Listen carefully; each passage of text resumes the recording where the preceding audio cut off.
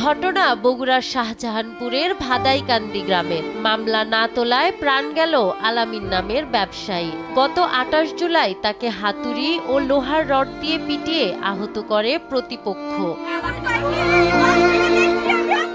এরপর টানা ৪ দিন শহীদ জিয়াউর রহমান মেডিকেল কলেজ হাসপাতালে মৃত্যুর সঙ্গে লড়াই করেন আলামিন। শনিবার রাত ১১টার দিকে হার মানেন জীবনযুদ্ধে।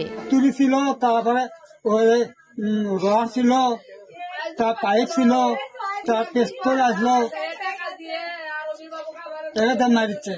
আমি দৌড়ে কোনবা মা এখানে সম্পত্তি টুকু দিছি, তোরা চাষে ঘুরে খাবা, আমার ভিক্ষে দেবা।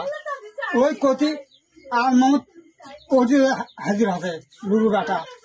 তো ওই নাজির দৌড়ে আসে, লাঠিতে ৩ বাড়ি মারলাম, মারে পরে কি হতো আর করবেন না। যখন আমি শুনছিলাম কিছু যে কে রে কাক ধরলো রে, আমার শোনা তো কেবলই বার হয়ে গেল রে, কাক ধরলো। আমি গনি গেড়ে গলিতে যাইয়া দেখি কি কানত পড়ছে, আমার সেগ্রন একটা কানত পড়ছে, আমের জোরে জোরে শিখছে। তো আমার শোনা আমি আর বুঝতে পারিনি। এখন আমার শোনার কাছে সেগ্রন এখন তো ওই গলি তো বাসারা তো সরাসরি যাওয়া যায় না, ঘুরে যাচ্ছে। আমি দেখি যে আবু হোসেন, আবু কায়ের, আতিকুল, পারভেজেরা পাশে কারা হয়ে দেখা খালি আগে দিচ্ছে লাঠি লুটি রে, যা ছিল ওরা খালি লাঠি লুটি আগে দিচ্ছে, আর খালি যত দূর লাঠি উঠিচ্ছে তত ধরে ধরে খালি বাইরাচ্ছে রে। স্বজনদের দাবি, আলামিন বগুড়ার নিউ মার্কেটে প্রসাধনীর ব্যবসা করতেন।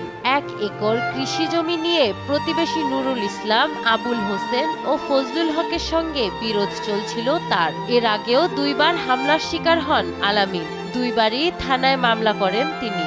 এবার সেই সব মামলাই হয়ে উঠল তার মৃত্যুর কারণ। মামলা না তুলে নেওয়ায় স্ত্রীর সামনেই হামলা করা হয় আলামিনের উপর। আমরা মেয়ে শুরু থেকে শেষ পর্যন্ত, আমরা মেয়ে ছেলে যত ছোট বাচ্চা আছে সবাই মার খাইছে, আমরাও মার খাইছি একসময়।